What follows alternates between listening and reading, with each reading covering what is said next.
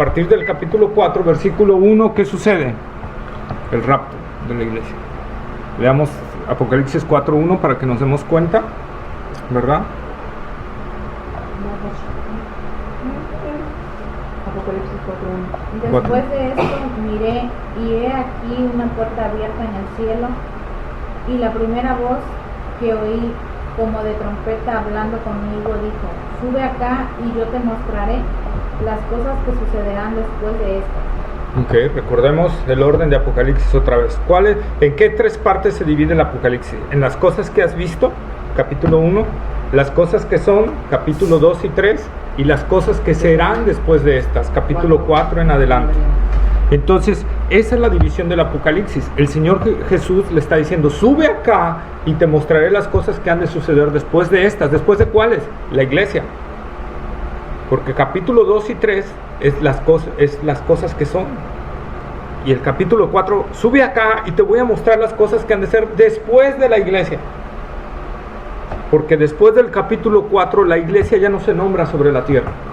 Se nombra en los cielos, ya no en la tierra. ¿Sí? Entonces, eso es importante. Entonces, estamos viendo la iglesia, si vemos en orden cronológico, la iglesia de Éfeso, la iglesia apostólica, la iglesia de Esmirna, la iglesia de la persecución, ¿verdad? Luego de ahí viene la iglesia de Sardis, Tiatira, que es la iglesia imperial, la iglesia católica, la iglesia de Filadelfia, que es el último remanente, y la iglesia de la Odisea, que es la iglesia que se está presentando con más intensidad hoy en día, y lo podemos ver, ¿verdad? Es la última iglesia en el orden cronológico de la Biblia, ¿sí? Por eso le vamos a poner una especial atención, y vamos a ver que tiene mucha similitud, pero también tiene un llamado para todos nosotros, ¿sí? Y fíjense, el testigo fiel y verdadero, ya vimos todo eso, ¿verdad? Porque el Señor dice el testigo fiel y verdadero. Pero aquí dice: yo conozco tus obras, le está diciendo a la iglesia de la Odisea. O sea, el Señor conocía perfectamente las obras y el trasfondo de las obras de la iglesia de la Odisea. Repito, la iglesia de la Odisea es la única iglesia que no tiene elogio. La iglesia de Éfeso tiene elogios, pero tiene reprensiones. La iglesia de Esmirna tiene puro elogio. La iglesia de Sardis, Tiatira, Pérgamo tienen varias reprensiones, pero también tienen un elogio, ¿sí? La iglesia de Filadelfia tiene una amonestación y puros elogios, no tiene reprensiones. Pero la iglesia de la Odisea no tiene absolutamente ningún elogio ante el Señor. Y lo más sorprendente es que el Señor no acusa a la iglesia de la Odisea, y lo vamos a ver, de tener herejías. La acusa de un estado espiritual. Y es donde el Señor nos va a hablar, y vamos a ver cómo se está desenvolviendo todo esto. Yo conozco tus obras, o sea, conozco la profundidad del interior. Dios conoce el interior de nuestro corazón y sabe con qué fin estamos haciendo cada cosa. Ante Él podemos fingir algo. Ante el hombre podemos fingir algo, pero ante Dios sabe perfectamente con la intención por la cual lo estamos haciendo, ¿verdad? Entonces aquí es lo importante, dice: yo conozco tus obras. Esto me hace recordar, ¿quién es? Francisco. Esto me hace recordar, ¿verdad?, a este rey de Babilonia, no Nabucodonosor, el que fue después de Nabucodonosor, ¿verdad? Buenas noches, Francisco, bienvenido. Adelante. En donde él ve una inscripción, ¿verdad?, en la pared que dice: Mene, mene, tekel uparsin. O sea, pesado ha sido en balanza y ha sido hallado falto. Aquí es lo que le está diciendo el Señor a la iglesia de la Odisea: yo conozco tus obras. O sea, he pesado tus obras, las he examinado y las he valorado. Y le dice que no eres frío ni caliente. Ojalá fueses frío o caliente, pero por cuanto eres tibio te voy a vomitar de mi boca. El Señor recurre a algo que la iglesia de la Odisea conocía perfectamente, que era su hidrografía. Recordemos en los antecedentes históricos que vimos, ¿verdad?, que la iglesia de la Odisea se alimentaba de un agua, de las aguas termales que quedaban como a 10 kilómetros. Entonces venían esas aguas termales que venían de Hierápolis por un conducto, y mediante iban pasando por ese conducto se iban enfriando hasta llegar tibias a la ciudad de la Odisea. Esa agua, por ende, al ir bajando, ir pasando sobre bases de calcio, sulfato y todo eso, llegaba tibia y además llegaba con un sabor nauseabundo. Entonces, la persona que llegara por primera o segunda o tercera vez a la ciudad de la Odisea, al tomar esa agua, los registros históricos lo dicen, se vomitaba literalmente. O sea, tomaba esa agua y la botaba, de lo nauseabundo que era esa agua. Pero esa era el agua que llegaba a la Odisea. Y el Señor le está diciendo, ojalá fueses como esas aguas termales de hasta allá. O ojalá fueses como las aguas, recordemos que esa zona era muy volcánica, como las aguas del deshielo de los volcanes, fría, de ese rico manantial frío que baja, ¿verdad? Ojalá fuese así, pero ni eres así, ni eres así. Eres tibia. Y algo que está tibio, generalmente la comida tibia no sabe rica. Un café tibio, guácala. Una coca tibia, ¿a quién le gusta tomarse la coca tibia? Nadie, ¿verdad? Tiene un sabor feo. Pues lo mismo ante el Señor. Dice, yo he examinado tus obras y las he hallado nauseabundas.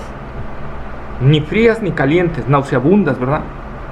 Dios siempre utiliza aspectos de la vida, inclusive cuando nosotros vimos caminar aquí al Señor Jesús en la tierra y vemos en los evangelios, siempre el Señor utilizaba las cosas que nosotros vemos y vivimos para explicarnos las verdades espirituales, y aquí el mismo Señor vuelve a utilizarlas para explicar una verdad espiritual, ¿verdad? El ocupar la hidrografía precisamente de eso. Ahora, frío, la palabra frío es, como vimos, viene del griego que significa helado, o sea, por eso estamos hablando de las zonas volcánicas, refiriéndose quizá, ¿verdad?, al estado de los incrédulos. No lo podemos asegurar, pero quizás se estaba refiriendo a eso. ¿Y por qué? Porque a veces el estado de un incrédulo puede ser más perceptivo al evangelio que el estado de una persona religiosa, pero no cristiana. Ahí tenemos el caso de los fariseos, ¿verdad? Ni fu ni fa, como dicen por ahí, ¿verdad? O sea, personas muy duras de corazón porque se creen justas delante de Dios cuando no lo son. Se creen justas por su propia justicia, entonces han endurecido su corazón a la verdad de Dios, y por lo tanto un incrédulo puede ser más perceptivo al evangelio que una persona religiosa. ¿Sí? O caliente, que simboliza un verdadero cristiano, ¿verdad? Un cristiano real que ha nacido de nuevo. Aquí el griego para caliente es estado de ebullición, o sea que está en un punto de ebullición, ¿sí? Cuando, como Pablo le dice a Timoteo, segunda de Timoteo, capítulo 1, versículos 6 al 8.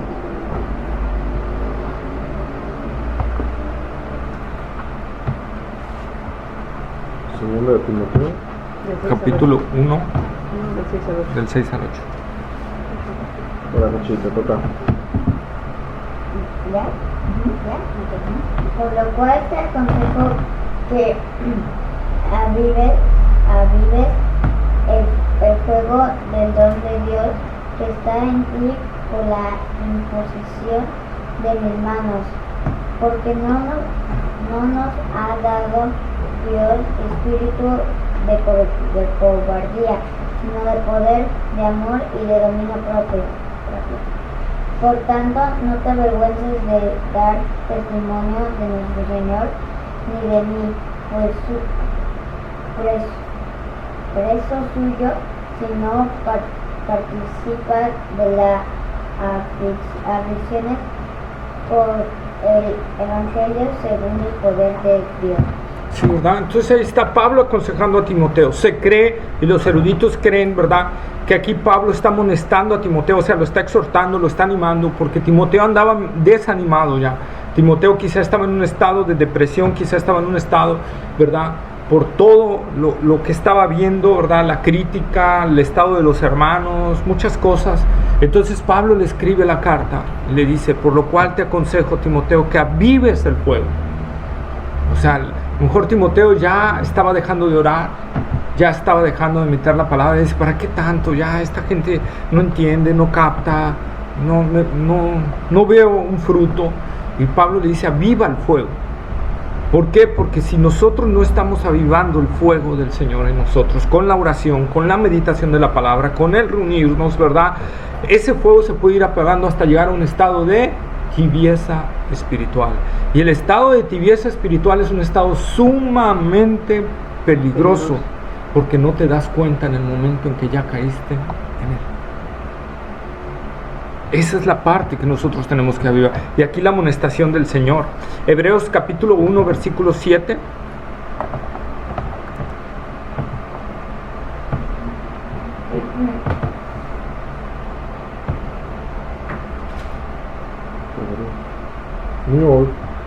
New.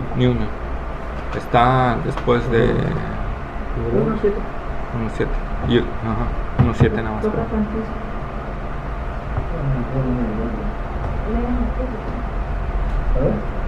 Hebreos 1.7. Ciertamente de los ángeles dice: el que hace a sus ángeles espíritus y a sus ministros llama de fuego.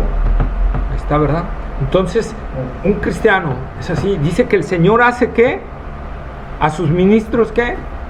Llama de fuego. Simbolizándolo exactamente lo que dice el Señor. Ojalá fueses caliente, o sea, en estado de ebullición, ¿sí? Llama de fuego.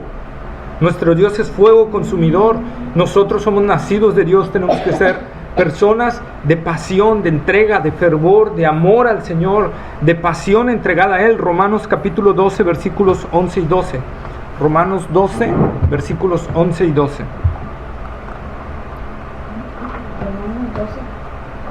12, 11 y 12.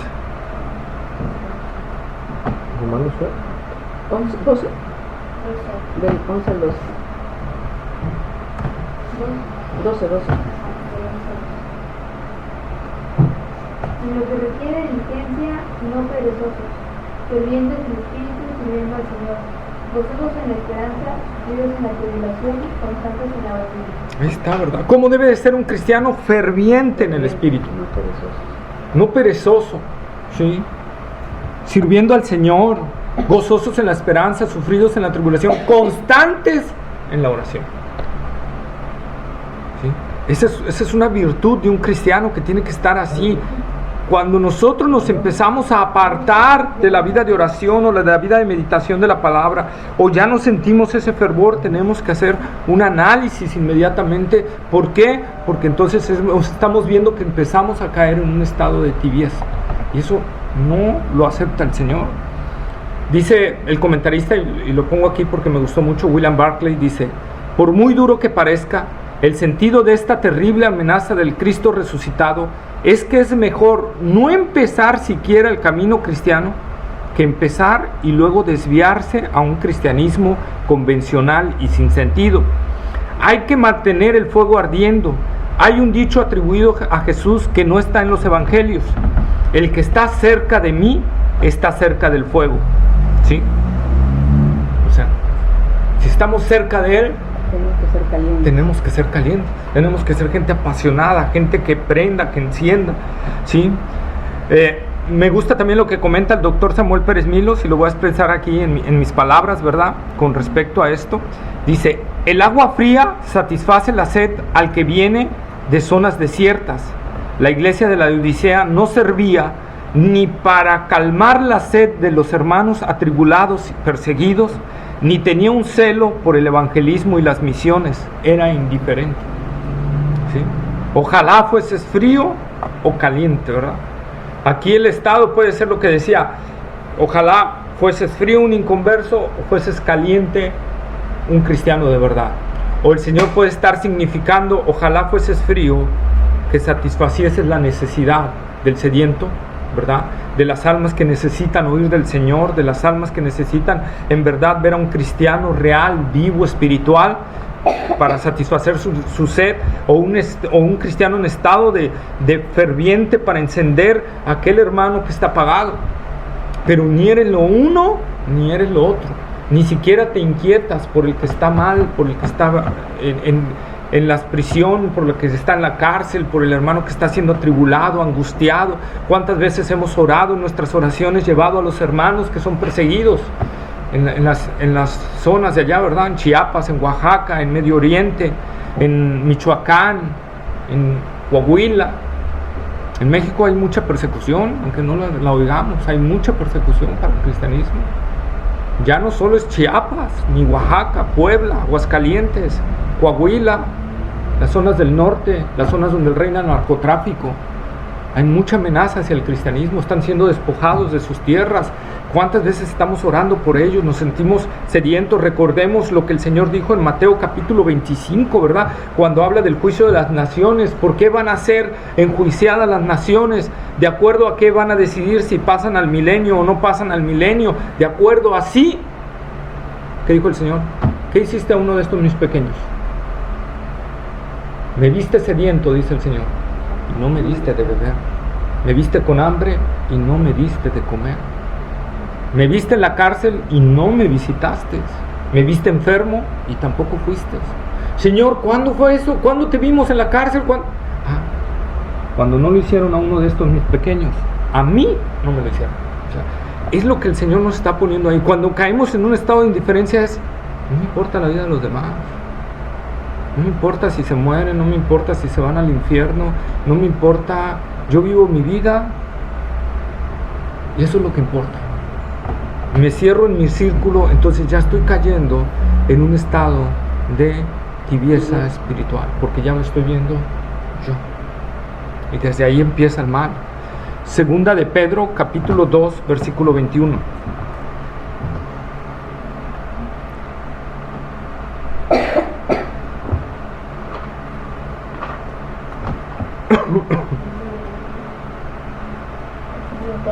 Segunda de Pedro 2, 21.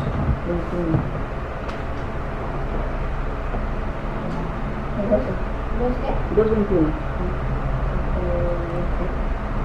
Porque mejor les hubiera sido no haber conocido el camino de la justicia, que después de haberlo conocido, volverse atrás del santo mandamiento que les fue dado. Dice, ¿verdad?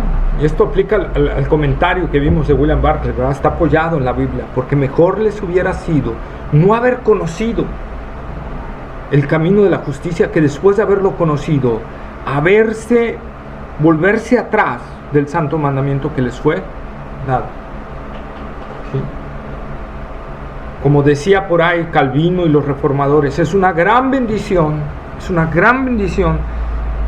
tener un lugar donde reunirnos, donde se predique bien la palabra de verdad, donde se predique bien el evangelio. Es una bendición grande, pero a la vez es una responsabilidad muy grande, porque si yo lejos de estar expuesto de la palabra de Dios decido no me conviene y me echo para atrás,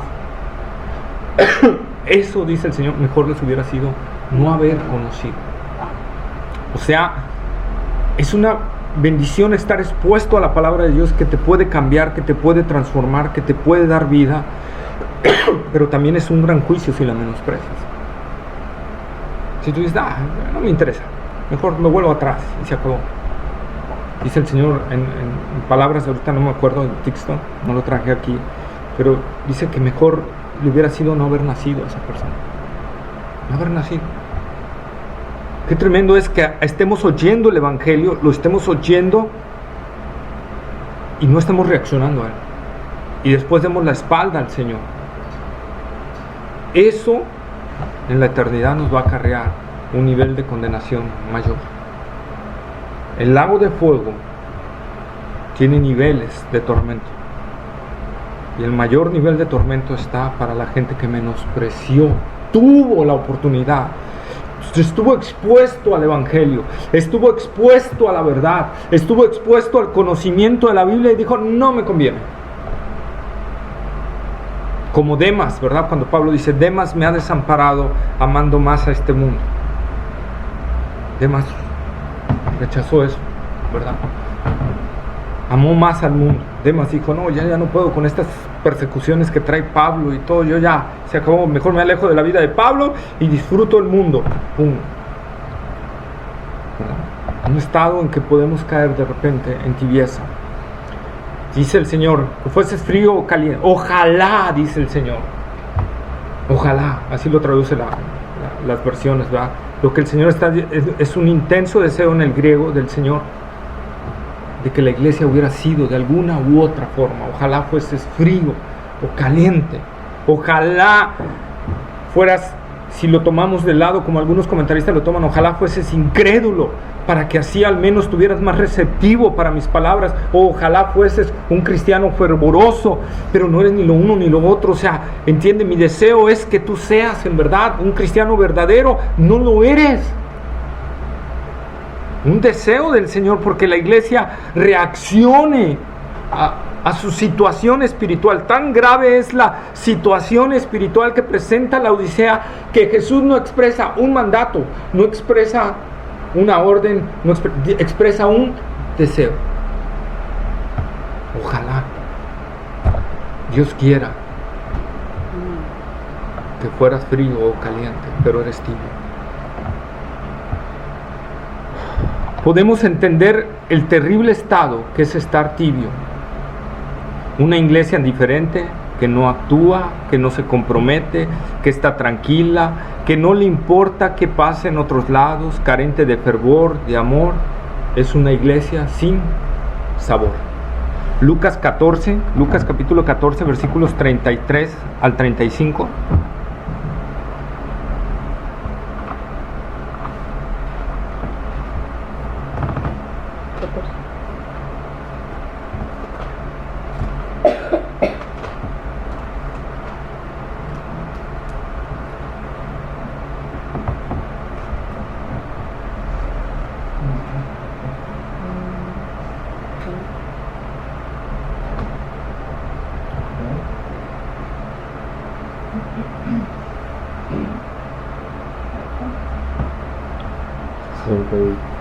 Al 35 dice: Así pues, cualquiera de vosotros que no renuncia a todo lo que posee, no puede ser mi discípulo.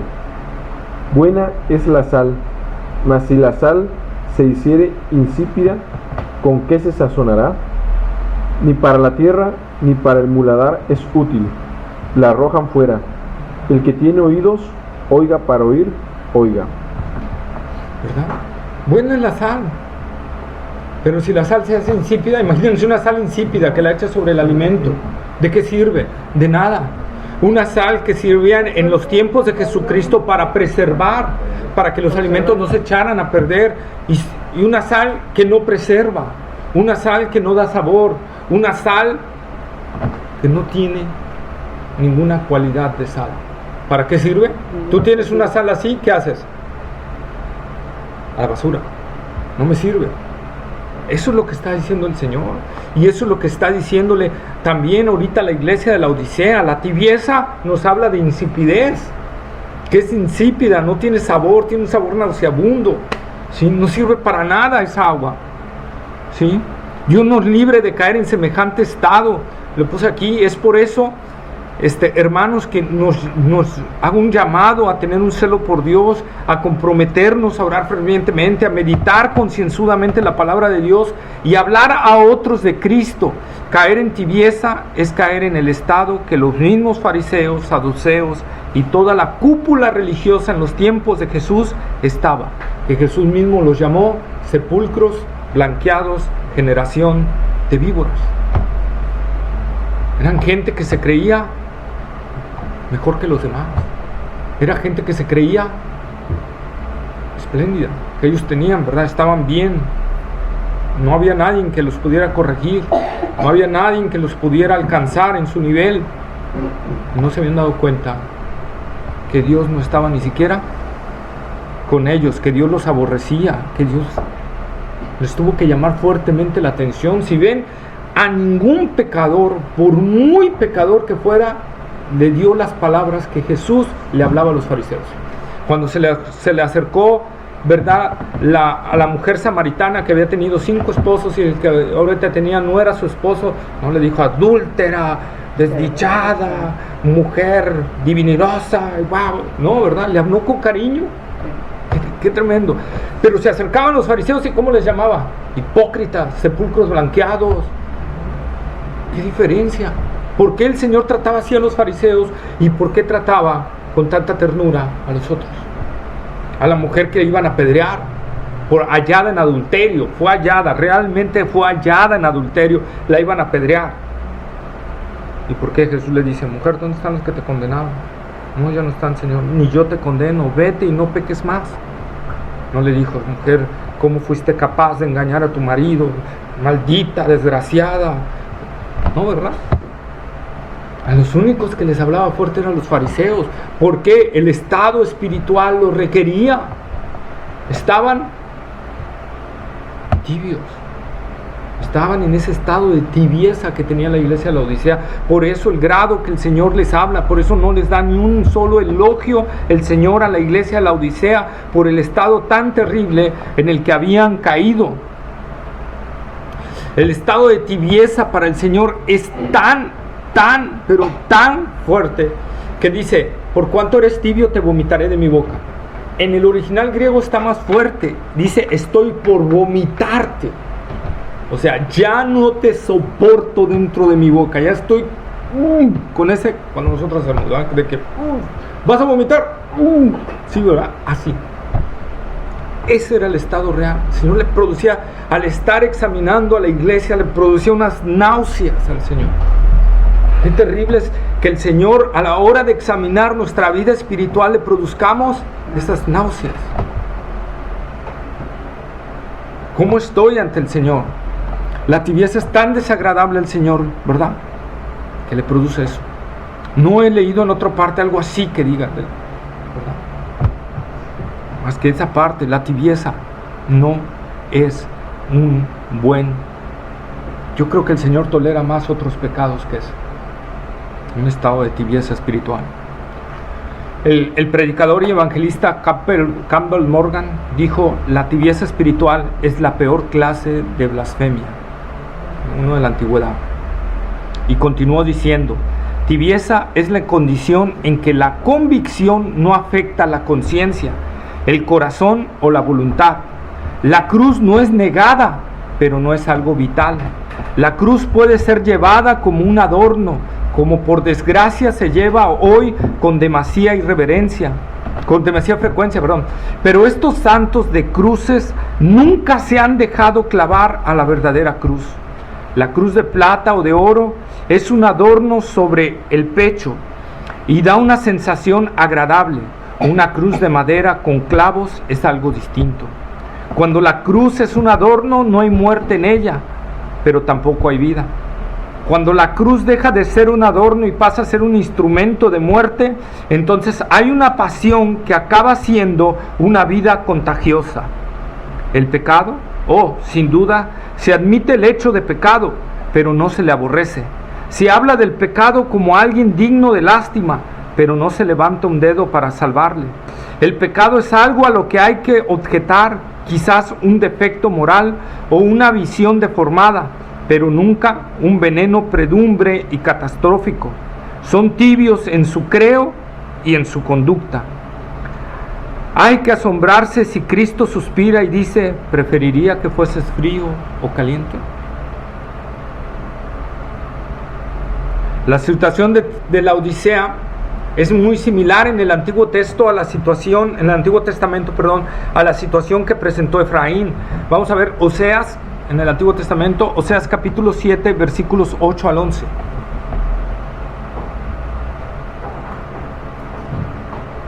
¿7 qué? Oseas capítulo 7, versículos 8 al 11.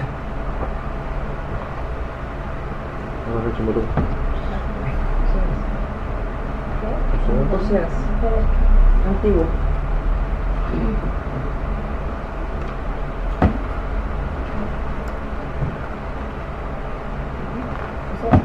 ¿Qué? 7, del 8 al 11.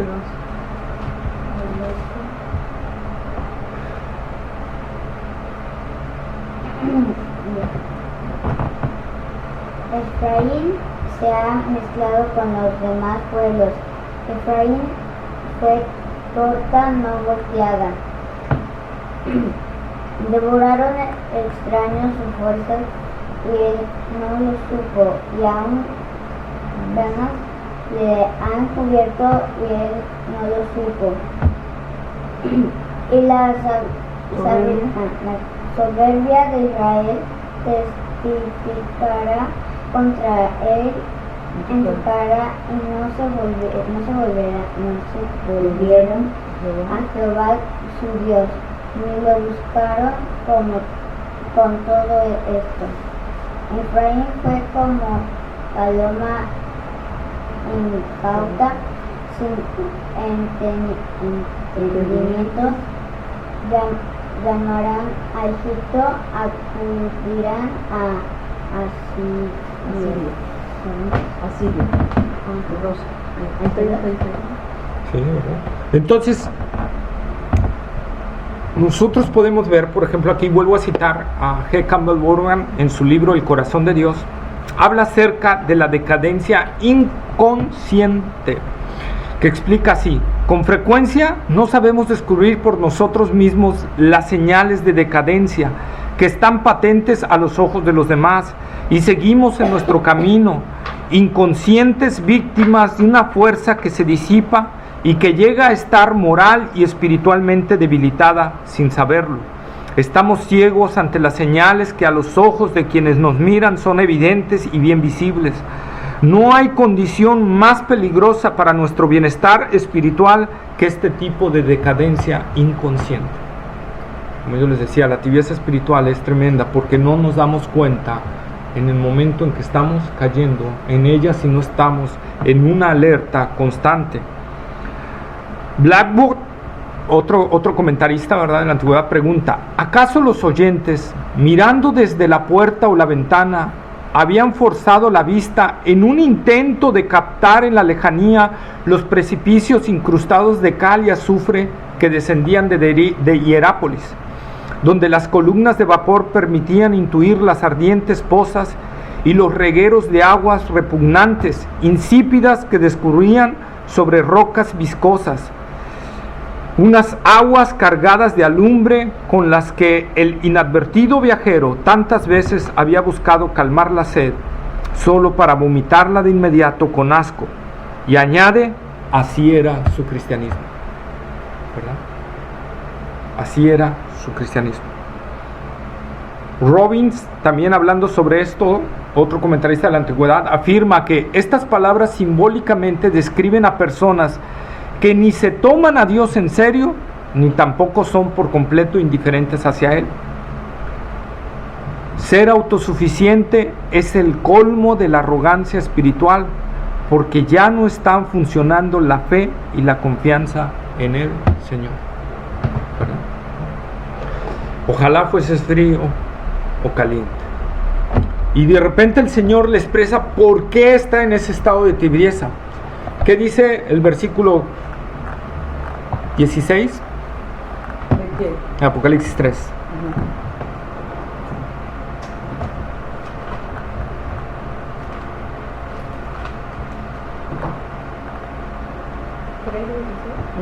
Ajá.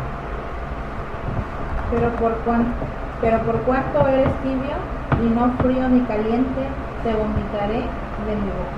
Al Señor no le gusta ese estado, ¿verdad? Ese estado. Y vamos a ver por qué. Versículo 17, por favor.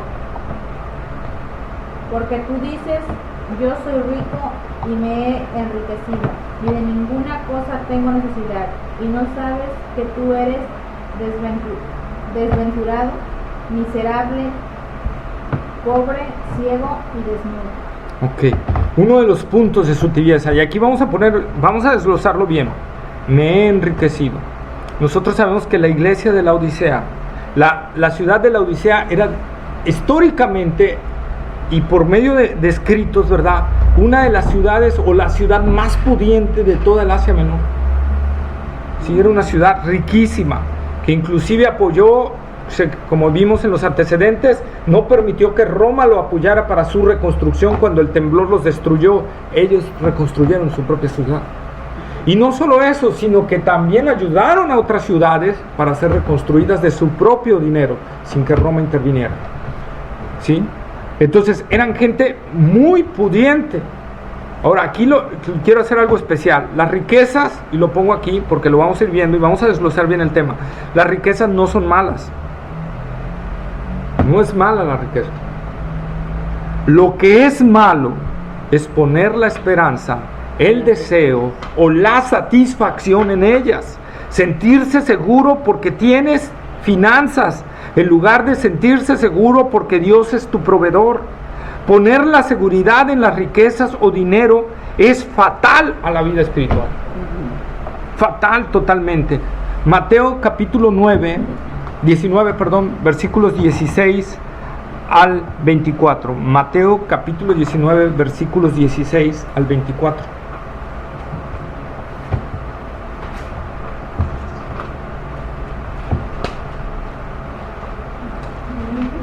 San Mateo. Dice, ¿ya? Sí. Ajá.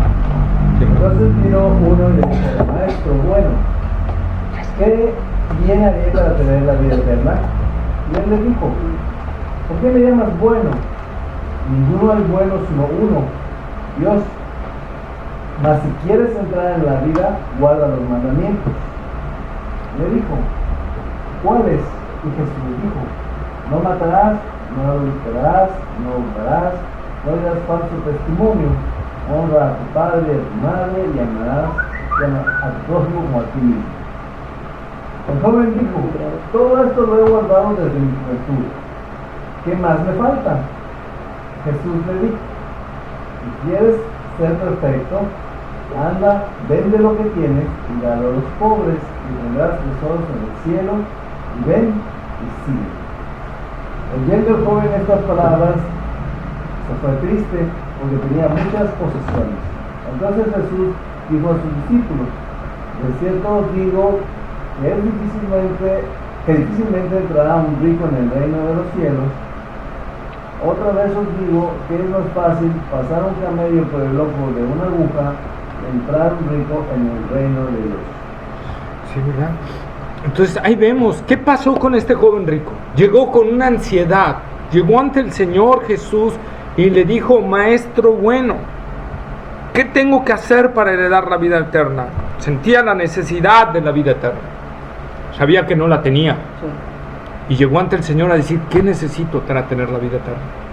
El Señor le dice, guarda los mandamientos. Más, todo esto duró guardado desde mi juventud, Señor. Pero el Señor tiene que desenmascarar la realidad de nuestro corazón, que a veces ni nosotros lo entendemos y lo descubrimos. Entonces el Señor le dice, fíjense, me gusta cómo lo dice la Biblia textual. Jesús le dijo, ya que quieres ser perfecto, así se traduce realmente, ya que quieres ser perfecto, anda, vende tus posesiones y dalo a los pobres, y tendrás un tesoro en los cielos, y ven y siguen. ¿Y qué hizo este joven? Que sentía su necesidad de vida espiritual. ¿Dejar mi comodidad? No sé. O sea, todo lo que quieras, menos esto. ¿Qué le estaba demostrando ahí el Señor? Que no estaba cumpliendo en realidad los mandamientos del Señor. Porque el mandamiento del Señor, en primer lugar, es no tendrás otros dioses delante de mí. Y él tenía ya la riqueza. Si la riqueza o sus posesiones materiales se interpusieron entre él y la vida eterna, Ese era su Dios. ese era su Dios. Ese era su Dios. Él no lo había descubierto. Por eso se fue entristecido, porque anhelaba la vida eterna, pero amaba demasiado su posición, su comodidad. ¿Qué pasaría si hoy el Señor nos dijera, anda, vende todos los que tienes y vete y sírveme a tal lado? ¿Lo dejaríamos al instante todo? ¿Haríamos como el Señor manda? ¿O haríamos como este joven rico? Repito, no es mala las riquezas, y vamos a ver conforme vamos a desplegar este tema, vamos a ver a gente muy piadosa, muy rica en la Escritura, así como gente muy piadosa y muy pobre en la Escritura. ¿Sí? Entonces, es difícil, hermanos. Lucas capítulo 16, versículo 13. Lucas 16, 13. Sí, Lucas 16, 13.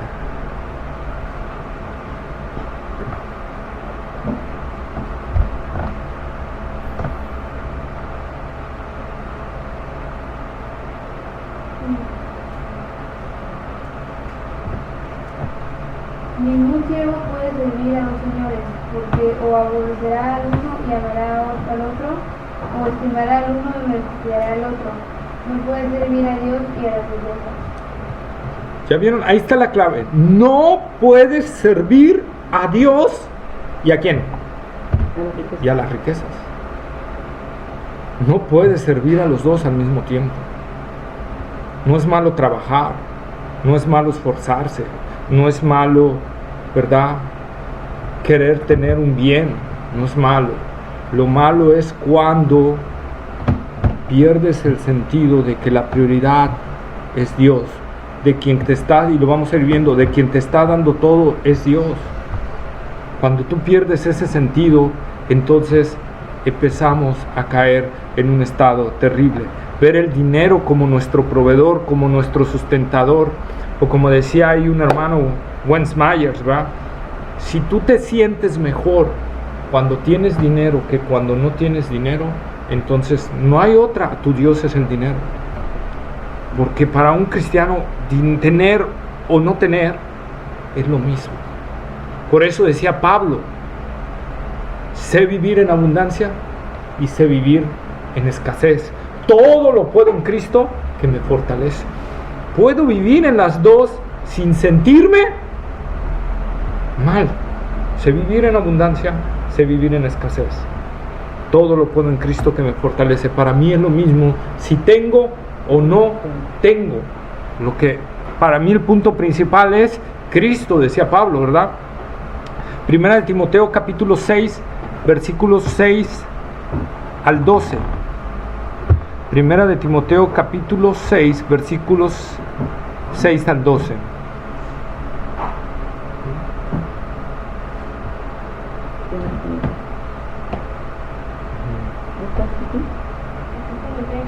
¿6?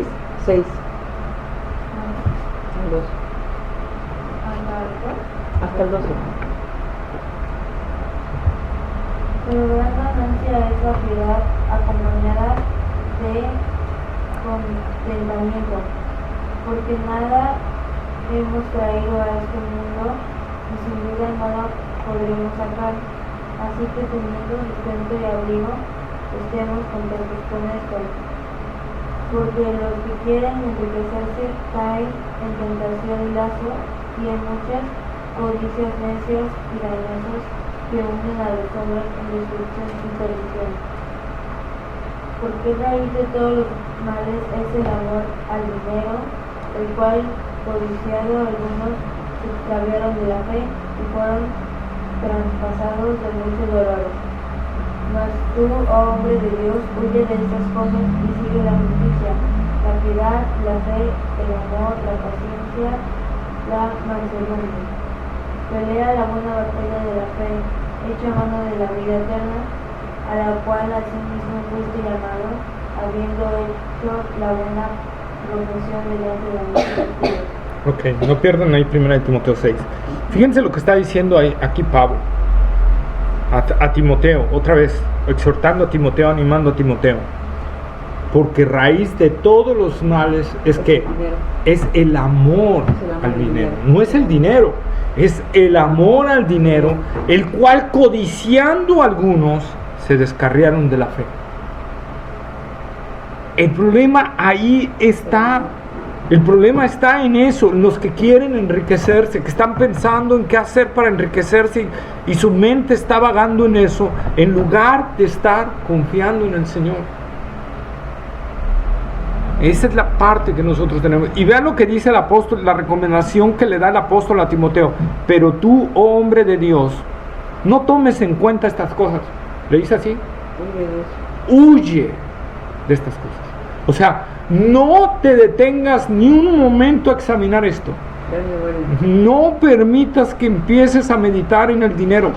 Záfate, huye, corre, cuéntaselo a quien más confianza le tengas, ¿verdad? Pero záfate de ese lugar y sigue la piedad, la fe y el contentamiento. Pelea la buena batalla de la fe.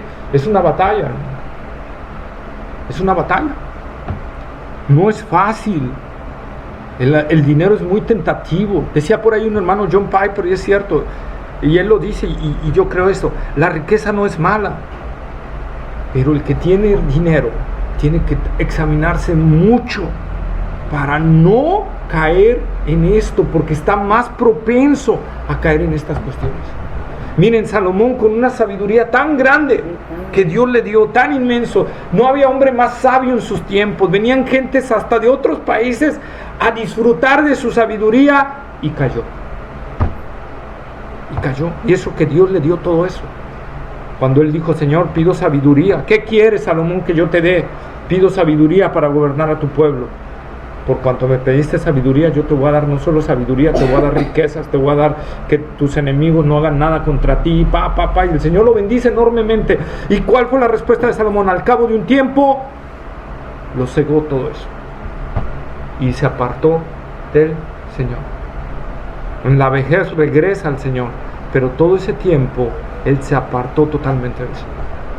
Por eso la palabra de Dios nos habla mucho, como dicen, y es cierto, no es que esté hablando que la riqueza es mala, está hablando que el amor hacia ellos puede nacer en cualquier momento, y tenemos que estar muy pendientes de ese dinero, muy pendientes de que nuestro corazón no abrigue eso.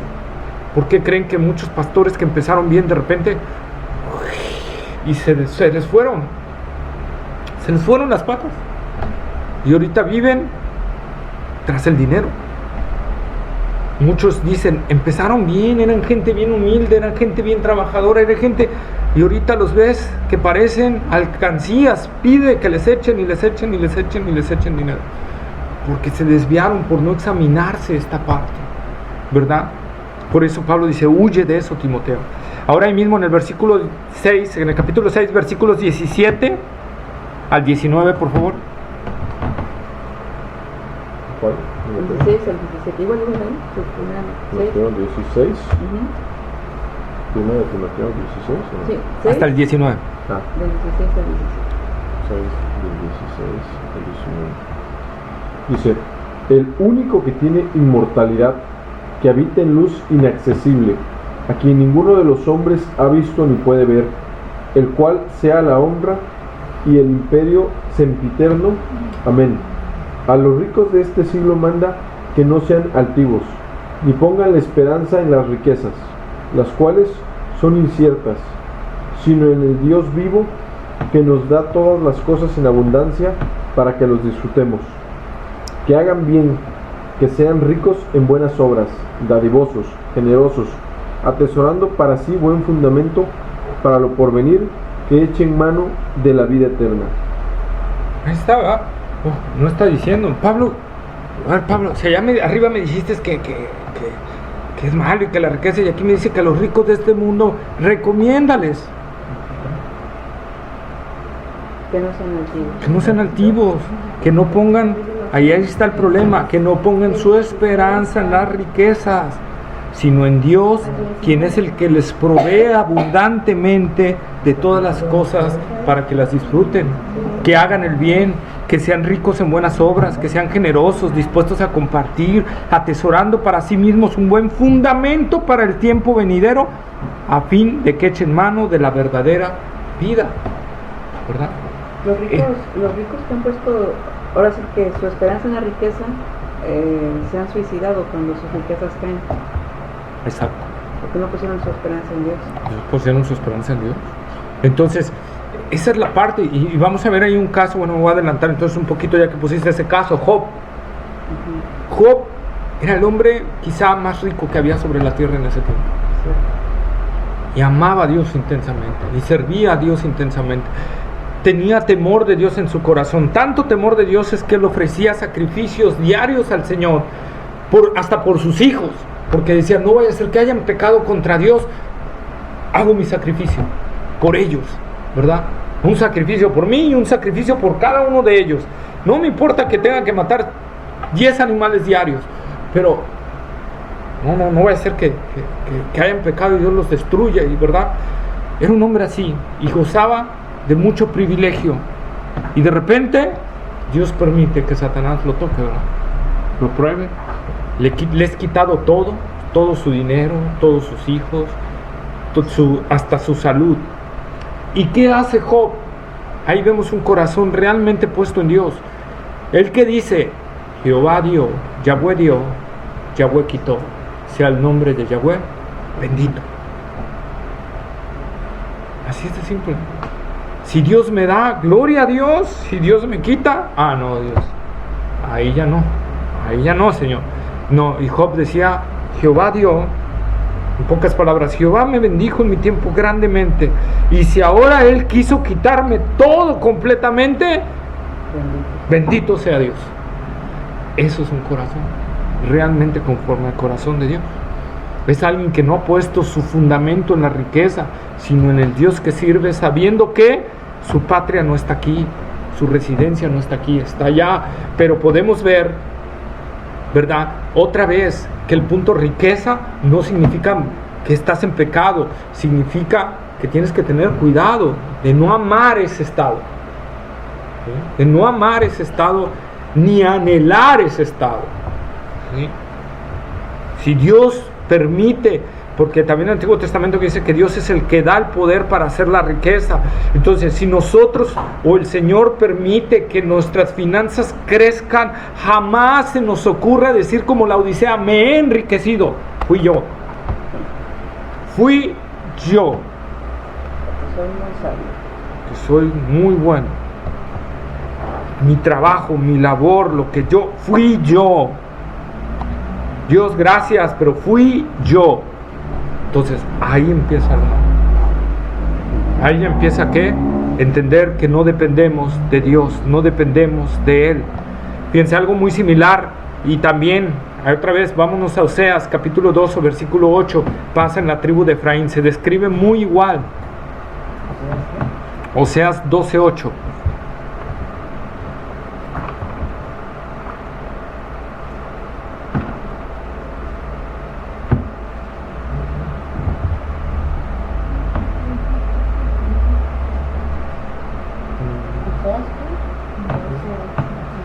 Oseas 12:8.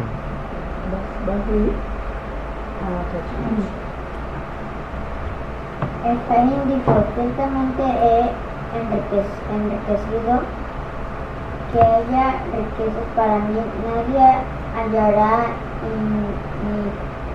iniquidad en mí, ni pecado en todos mis trabajos.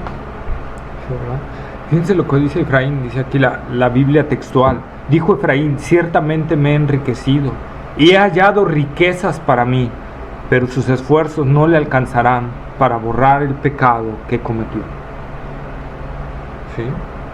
Otra vez, igual que la iglesia de la Odisea, eso habla de soberbia, habla de orgullo. Y Dios es claro, Dios no resiste Dios resiste a los soberbios, no le gusta la soberbia. Santiago capítulo 5 versículos 13 al 16.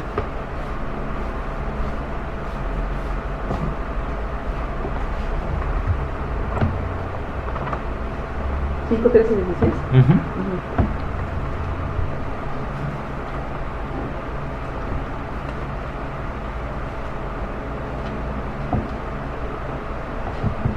¿Está alguno entre vosotros afligido? Haga oración. ¿Está alguno alegre? Cante alabanza. ¿Está alguno enfermo entre vosotros? Llame a los ancianos de la iglesia y oren por él, ungiéndole con aceite en el nombre del Señor. Y la oración de la fe salvará al enfermo y el Señor lo levantará. Y si hubiere cometido pecados, le serán perdonados. Santiago 5:13. No dice, vamos ahora los que decís, hoy y mañana iremos a tal ciudad. Santiago 5:13. No.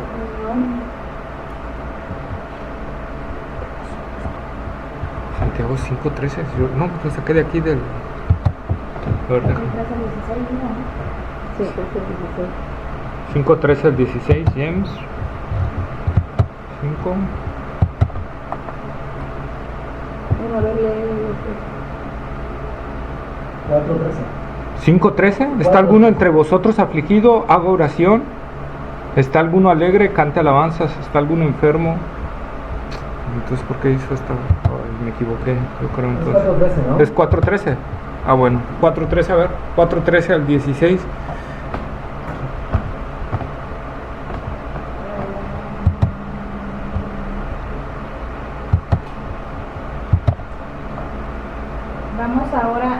que decís hoy y mañana. Ese es.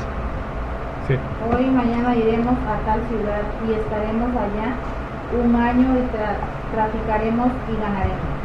Cuando no sabéis lo que será mañana, porque es vuestra vida. Ciertamente es neblina que se aparece por un poco de tiempo y luego se desvanece.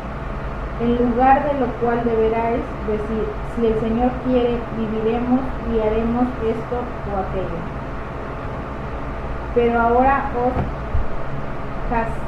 jactáis en vuestras soberbias, toda jactancia semejante es mala.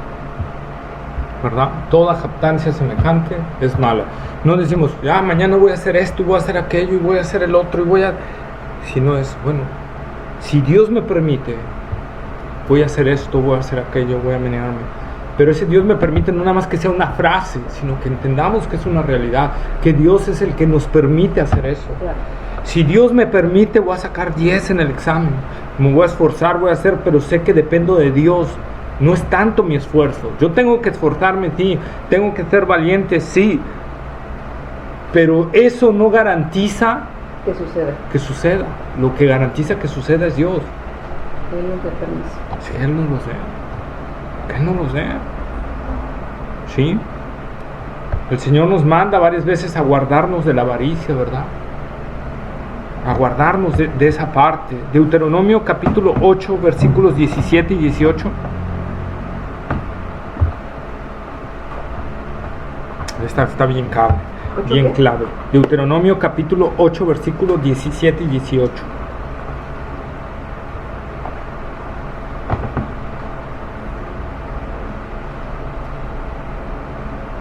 ¿Ya? Dice, y digas en tu corazón, mi poder y la fuerza de mi mano me han traído esta riqueza.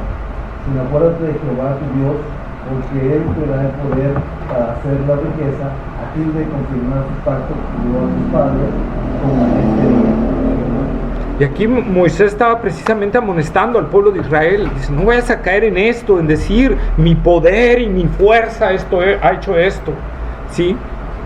Sino acuérdate que Jehová tu Dios, que porque Él te dio el poder para hacerlo. Él siempre, glorificar a Dios en todo lo que podamos hacer. La actitud de humildad delante de Él. Gracias, Señor, porque hoy me permitiste, Señor, no sé, hacer un negocio que cerré con 60,000 pesos. Gracias, Señor. No se debió a mi habilidad, se debió a ti. A tu gracia. A tu gracia. Gracias, Señor. ¿Verdad?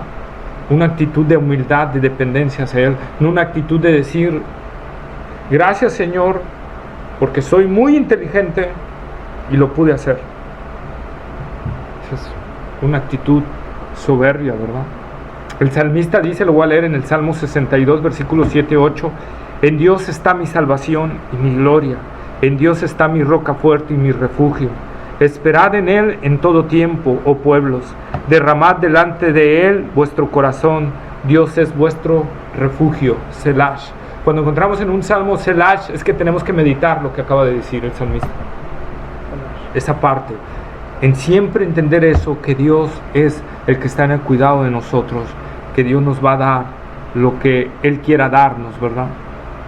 Eso es maravilloso del Señor. Si tenemos algo es gracias a la misericordia de Dios que actúa. Nunca se nos ocurra decir, como les dije, fue por mí, por mi fuerza, por mi habilidad, porque esa fue la actitud repulsiva de la iglesia de la Odisea. Como les comento, claro está, tenemos que esforzarnos. Josué 1:8, esfuérzate y sé valiente, no temas ni desmayes, porque Jehová tu Dios estará contigo. Esa es la clave. Esfuérzate y sé valiente. ¿Sí? Pero porque Jehová tu Dios está contigo. Esa es la palabra principal. Como Pablo lo dice en Romanos capítulo 9, versículo 16. Me voy un poquito más rápido porque ya son las 10. Romanos 9, 16 dice, así que no depende del que quiere ni del que corre, sino de Dios que tiene misericordia. No es del que quiere ni del que corre, sino de Dios que tiene misericordia. Filipenses capítulo 2, versículos 12 y 13 nos dice, Por tanto, amados míos, como siempre habéis obedecido, no como en mi presencia solamente, sino mucho más ahora en mi ausencia, ocupaos en vuestra salvación con temor y temblor, porque Dios es el que produce así el querer como el hacer por su buena voluntad. Pablo, me estás diciendo que me ocupe en mi salvación, pero me estás diciendo que Dios es el que produce tanto el querer como el hacer. Entonces, ¿para qué me ocupo? Si es Dios el que lo hace, tú ocúpate. Déjale a Dios su chamba. Por mucho que te ocupes, no vas a añadir algo más a tu fe, pero tienes que ocuparte. Dios es el que va a hacer la obra. Si yo crezco espiritualmente, no puedo decirlo por mí, por mi tiempo de oración, por mi tiempo de meditación de la palabra, por mi tiempo que he dedicado a enseñar, a predicar el evangelio. Es que he crecido espiritualmente, hermanos. No, por Él. Porque Él lo hizo. Yo solo obedecí lo que Él me dijo y Él lo hizo. Punto. Yo no adquiero nada de gloria. Toda la gloria la adquiere a Él. Eso es en todos los ámbitos de la vida. Un auténtico cristiano marca una dependencia del Dios vivo, de nuestro Padre Celestial. Un cristiano que siempre extiende las manos al cielo esperando recibir del Señor, como el Señor Jesús nos enseñó a orar en Mateo 6:11. El pan nuestro de cada día, dánoslo hoy. Tanto el alimento espiritual como el alimento material provienen de Dios. Cuando nuestra economía nos haga sacar esto de nuestro corazón, es que ha empezado una raíz llamada soberbia, que está anulando nuestra dependencia de Dios. ¿Hace cuánto no nos levantamos para agradecerle a Dios lo que el haber amanecido? ¿Hace cuánto no nos levantamos a orar a Dios, a agradecerle a Dios el que podamos respirar, el que podamos orar ante Él, el que podamos vivir un nuevo día, el que podamos agradecerle que tuvimos un buen sueño, el que podamos agradecerle lo que vivimos el día anterior, o al acostarnos el poder decirle gracias, Señor, por todo lo que nos has dado? ¿Cuántas veces lo hemos hecho? ¿Cuántas veces me he levantado para adorarle, para glorificarle? ¿Cuántas veces he sentido esa necesidad de decirle, Señor, necesito tu alimento, tanto espiritual como material, porque yo no soy el que proveo, tú eres mi proveedor, tú eres Jehová Jireh, el Dios que me provee? ¿Hace cuánto la oración y meditación de la palabra de Dios no es el inicio de nuestro día? ¿Hace cuánto? En sí la riqueza no es el problema, sino el poner la confianza en ella, porque también puedes ser pobre y estar afanado en generar el dinero y perder de vista tu dependencia de Dios.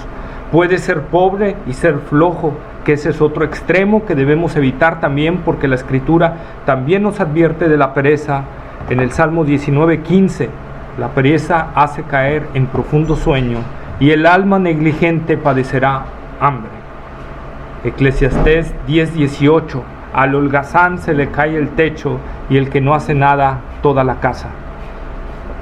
Debemos ser muy cuidadosos, si el Señor nos prospera, de no caer en este pecado de soberbia espiritual. A veces es tan silencioso y se va metiendo tan lentamente que nos damos cuenta cuando ya estamos, que no nos damos cuenta cuando ya estamos atrapados en él. Recordemos el caso, ¿verdad?, que le puse Salomón. ¿Sí? Así que, hermanos, pongamos mucha atención en esto que el Señor nos está diciendo, ¿verdad?, de todas estas partes. Y voy a dejarlo hasta ahí, pues ya son las 10:10. Meditemos en esa parte. Vamos a continuar en la siguiente clase con lo demás, pero meditemos en eso, sobre todo en esas preguntas que me estaba haciendo. ¿Hace cuánto no nos levantamos en las mañanas y le dedicamos al Señor nuestro inicio de día y le decimos, Señor, lo dedico porque sé que sin ti no puedo hacer nada, sé que sin ti, por mucho que me afane, no puedo hacer absolutamente nada? Tú eres mi proveedor, de ti dependo. No es mi habilidad, no es mi sapiencia, no es mi conocimiento, no son mis estudios, no es mi poder. Eres tú el que me da la fuerza, el poder y la gracia para hacer todo esto. ¿Hace cuánto que no lo hacemos? Vamos a orar. Bendito Dios y Padre nuestro, Señor, gracias, Señor, te damos por Señor, por tú hablarnos, Señor. Tú hablarnos a través de esto, Señor, de depender de ti, Señor, de siempre, Señor. Nos bendigas económicamente o no nos bendigas económicamente, estar contentos, felices, Señor, porque tú eres nuestro Dios, tú eres nuestro proveedor, tú eres el Dios que nos provee, Señor, y el Dios que a sus hijos nunca le faltará, Señor, el alimento, nunca, Señor, ni el vestido. Gracias porque tú eres nuestro proveedor, Señor, de ti dependemos, no dependemos de nuestra fuerza, de nuestra habilidad, Señor. Así, Señor, permítenos siempre entender esto, Señor, y comprenderlo, que de ti viene la fuerza, que de ti viene el poder, que de ti viene la sabiduría, que nosotros ejercemos para nuestras actividades, Señor. Gracias, Padre, te doy porque, Señor, tú has hecho maravillas entre los hermanos. Yo sé que tú has obrado cosas hermosas, Señor, y tú sigues haciendo cosas maravillosas.